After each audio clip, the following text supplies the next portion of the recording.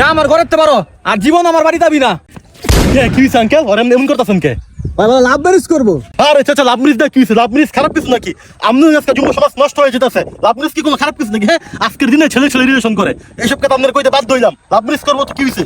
আরে আমগো পরিবারে লাভ ম্যারেজ চলে না। কি কাকা একটা ছেলে একটা মেরে ভালোবাসতে পারে এটা কি স্বাভাবিক প্রক্রিয়া? আর বিয়ে যদি না দিবেন তাহলে 10 বছর আগে মুসলমানি করে যান কে? আরে থামেন মিয়া, লাভ ম্যারেজ কি কোনো খারাপ কিছু নাকি?